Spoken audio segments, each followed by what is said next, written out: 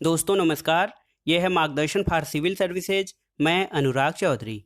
दोस्तों आज की वीडियो में आप पढ़ेंगे परीक्षाओं की दृष्टि से महत्वपूर्ण GK GS for all exam यानी मिक्स जीके जीएस का भाग 7। इसमें उन महत्वपूर्ण प्रश्नों को शामिल किया गया है जो आगामी प्रतियोगी परीक्षाओं की दृष्टि से अति संभावित हैं। दोस्तों यह वीडियो विशेष रूप से सिविल सेवा परीक्षा, विभिन्न राज्यों की राज्य सेवा परीक्षा जैसे यूपीपीसीएस, आरओ यानी समीक्षाधिकारी सहायक समीक्षाधिकारी, खंड शिक्षा अधिकारी यानी बीईओ तथा उत्तर प्रदेश अधीनस्थ सेवा चयन आयोग द्वारा आयोजित की जाने वाली विभिन्न परीक्षाओं के साथ साथ बैंक, एसएससी, रेलवे, यूपी लेखपाल तथा टीईटी आदि के लिए बेहद महत्वपूर्ण है।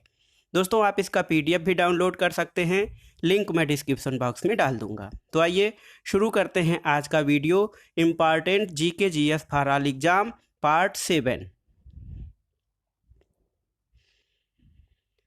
दोस्तों आज की वीडियो का पहला प्रश्न है डेंड्रोलॉजी।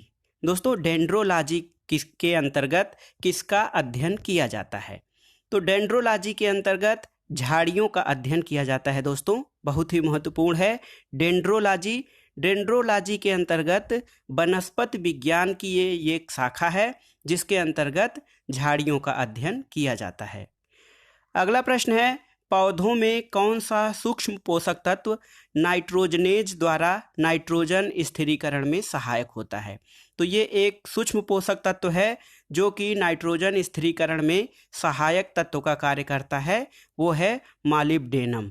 मॉलिब्डेनम है दोस्तों एक पौधों के लिए सूक्ष्म पोषक तत्व जो कि नाइट्रोजन स्थिरीकरण में सहायक होता है। अगला प्रश्न बहुत ही इम्पॉर्टेंट है, आप सभी जानते होंगे भोपाल गैस त्रासदी जो कि 2 दिसंबर 1984 को रात में हुआ था और इसमें मिथाइल आइसोसाइनाइड यानी MIC गैस का रिसाव हो गया था और काफ़ी लोगों की जान चली गई थी। तो इम्पॉर्टेंट है ये दोस्तों, भोपाल गैस त्रासदी में मिसाइल आइसोसाइनेट गैस का रिसाव हुआ था और वो कंपनी थी यूनियन कार्बाइड फैक्ट्री थी, उसमें इस गैस का रिसाव हुआ था। दोस्तों आपको बताना है कि मिथाइल आइसोसाइनाइड का प्रयोग वहाँ पर क्या करने के लिए किया जाता था। तो उसका प्रयोग था दोस्तों वहाँ पे कार्बारिल नामक कीटनाशी का उत्पादन उस गैस के प्रयोग से किया जाता था जिसका व्यापारिक नाम सेविन था। सेविन या कार्बारिल नामक कीटनाशी का उत्पादन किया जाता था जिसको बाजार में सेविन नाम से बेचा जाता था। अगला प्रश्न है जैव प्रौद्योगिकी के क्षेत्र में प्रमुख संस्थान और उनके स्थान कहाँ कहाँ पे वो स्थित हैं, इसके बारे में जानते हैं। बायोटेक्नोलॉजी के क्षेत्र में भारत में बहुत ही प्रगति हो रही है दोस्तों, और इसके क्षेत्र में या इसके शोध कार्यों में प्रगति के लिए कुछ संस्थान बनाए गए हैं, उसके बारे में जानते हैं। तो पहला है राष्ट्रीय कोशिका विज्ञान केंद्र। दोस्तों राष्ट्रीय कोशिका विज्ञान केंद्र पुणे में स्थित है। इसके अलावा राष्ट्रीय रोग प्रतिरक्षा संस्थान ये दिल्ली में स्थित है। राष्ट्रीय रोग प्रतिरक्षा संस्थान दिल्ली में स्थित है। Centre for DNA fingerprinting and diagnostic Hyderabad में स्थित है। राष्ट्रीय मस्तिष्क अनुसंधान केंद्र बहुत ही महत्वपूर्ण है दोस्तों, राष्ट्रीय मस्तिष्क अनुसंधान केंद्र नई दिल्ली में स्थित है। राष्ट्रीय वनस्पति जीनोम अनुसंधान केंद्र, राष्ट्रीय वनस्पति जीनोम अनुसंधान केंद्र ये भी नई दिल्ली में स्थित है। इसके अलावा राष्ट्रीय जैव संसाधन विकास बोर्ड नई दिल्ली में स्थित है। तो राष्ट्रीय मस्तिष्क अनुसंधान केंद्र, राष्ट्रीय वनस्पति जीनोम अनुसंधान केंद्र, राष्ट्रीय जैव संसाधन विकास केंद्र और राष्ट्रीय रोग प्रतिरक्षा संस्थान ये नई दिल्ली में स्थित है, जबकि राष्ट्रीय कोशिका विज्ञान केंद्र पुणे में और centre for DNA fingerprinting and diagnostic Hyderabad में स्थित है। अगला प्रश्न है राज्य व्यवस्था से कैबिनेट मिशन योजना के तहत अंतरिम सरकार का गठन कब किया गया था? तो दोस्तों कैबिनेट मिशन योजना के तहत अंतरिम सरकार का गठन 2 सितंबर 1946 को किया गया था। 2 सितंबर 1946 को कैबिनेट मिशन योजना के तहत अंतरिम सरकार का गठन किया गया था। अगला प्रश्न देखते हैं पुरस्कारों के क्षेत्र से है जगजीवन राम किसान पुरस्कार किस क्षेत्र में दिया जाता है? बाबू जगजीवन राम किसान पुरस्कार फसल सुरक्षा के लिए दिया जाता है दोस्तों ICAR यानी भारतीय कृषि अनुसंधान परिषद नई दिल्ली द्वारा बाबू जगजीवन राम किसान पुरस्कार दिया जाता है, जो कि फसल सुरक्षा के क्षेत्र में दिया जाता है। आइए कुछ प्रमुख खनिजों और उनके प्राप्ति क्षेत्र देख लेते हैं। ये प्रश्न मिलान के लिए पूछता है, ऑप्शन दे देता है 4 ऑप्शन और उनके स्थानों के नाम दे देता है और आपसे पूछता है कि सही सुमेलन कीजिए। तो सबसे पहला है कोयला। कोयला दोस्तों गिरिडीह और करनपुर ये झारखंड में स्थित है। स्वर्ण कर्नाटक हट्टी खानों से प्राप्त होता है स्वर्ण। अभ्रक या माइका, अभ्रक दोस्तों कोडरमा झारखंड और नेल्लोर आंध्र प्रदेश से उत्पादित होता है। हीरा जो है वो पन्ना मध्य प्रदेश से प्राप्त होता है। सीसा या लेड जावार क्षेत्र राजस्थान से। और लौह अयस्क का जो उत्पादन होता है दोस्तों वो बादाम पहाड़ और गुरमहिसानी उड़ीसा में है और बेलारी कर्नाटक।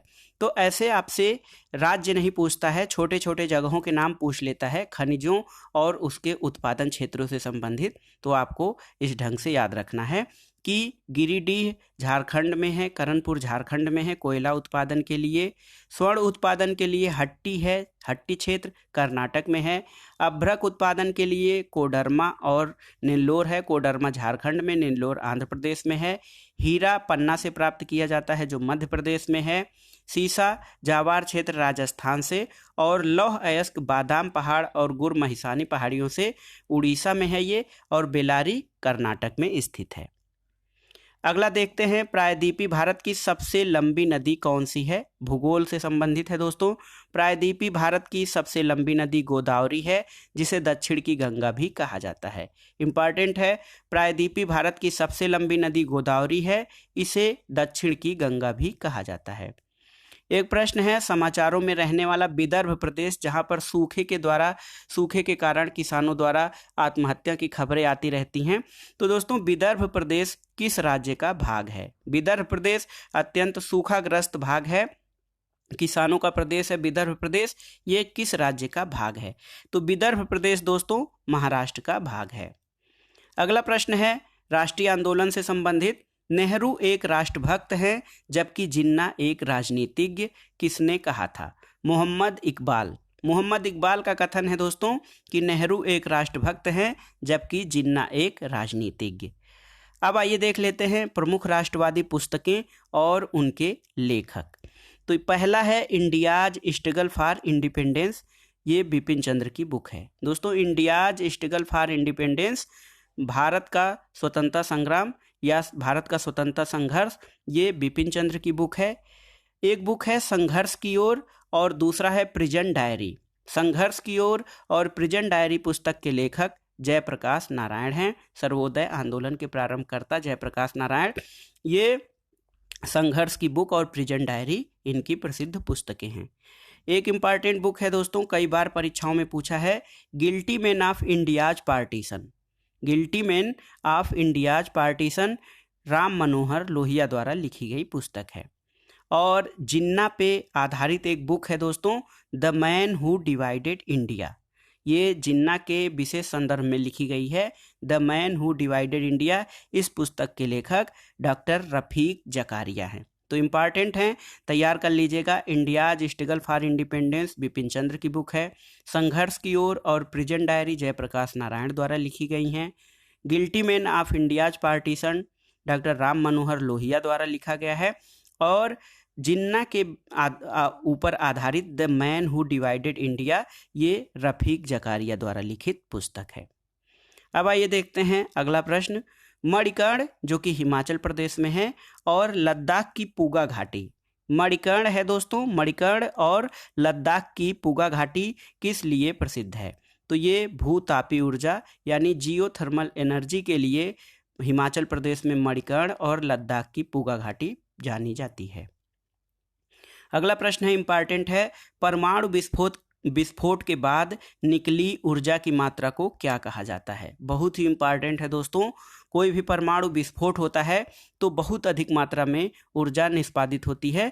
तो परमाणु विस्फोट के बाद निकली ऊर्जा को यील्ड कहते हैं। यील्ड जो कि परमाणु विस्फोट के बाद निकली ऊर्जा की मात्रा को कहा जाता है यील्ड। दोस्तों ये टीएनटी के विस्फोट ऊर्जा के बराबर टन में मापा जाता है। टीएनटी एक बहुत ही खतरनाक विस्फोटक है दोस्तों, ट्राई नाइट्रोटॉलुइन।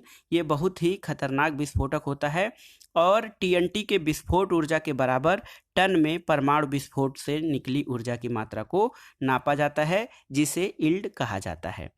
अब आइए देख लेते हैं भारत में प्रमुख राष्ट्रीय स्वास्थ्य संगठन और उनके स्थलों के बारे में। तो पहला है राष्ट्रीय आयुर्वेद संस्थान, बहुत ही इंपॉर्टेंट है दोस्तों। राष्ट्रीय आयुर्वेद संस्थान जयपुर में स्थित है। राष्ट्रीय सिद्ध संस्थान चेन्नई में स्थित है। सिद्ध और जैसे आयुष मंत्रालय जो है उसमें आयुर्वेद, योग, यूनानी चिकित्सा और सिद्धा चिकित्सा एक है, होम्योपैथी है। तो आयुष मंत्रालय में जो विभिन्न प्रकार की चिकित्सा पद्धतियां हैं उनसे संबंधित ये संस्थान हैं, तो आप तैयार कर लीजिए। राष्ट्रीय आयुर्वेद संस्थान जयपुर में है। राष्ट्रीय सिद्ध संस्थान चेन्नई में है।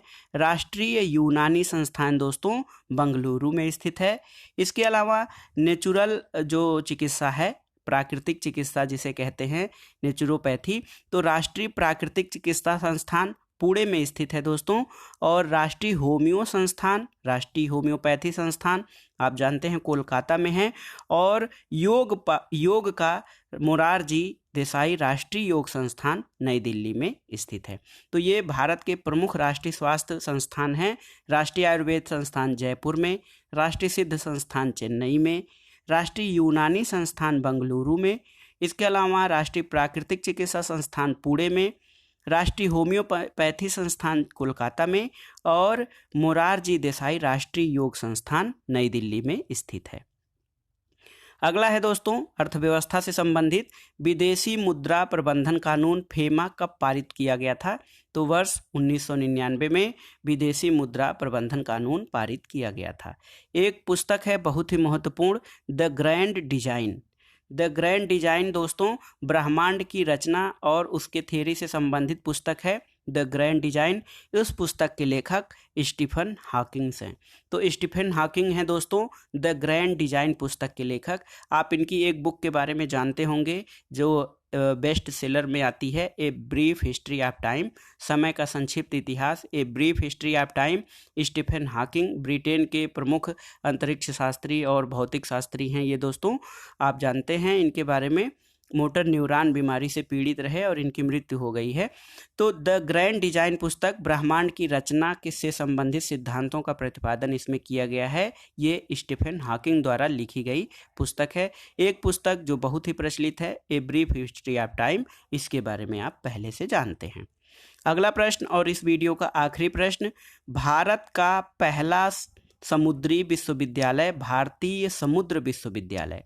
भारत का प्रथम समुद्री विश्वविद्यालय भारतीय समुद्री विश्वविद्यालय की स्थापना कहाँ की गई? तो ये दोस्तों भारतीय समुद्र विश्वविद्यालय चेन्नई में स्थित है, जिसकी स्थापना 14 नवंबर वर्ष 2008 को की गई थी। तो दोस्तों ये था आज का वीडियो। इसमें आपने मिक्स जीके जीएस के संबंध में बहुत ही महत्वपूर्ण और परीक्षा से संबंधित संभावित प्रश्नों के बारे में देखा। वीडियो आपको कैसा लगा हमें कमेंट बॉक्स में ज़रूर बताइएगा। आगे किस अन्य टॉपिक पे आप वीडियो चाहते हैं उसके बारे में भी कमेंट बॉक्स में ज़रूर बताइएगा। वीडियो को लाइक करें, शेयर करें और इस चैनल को सब्सक्राइब करें।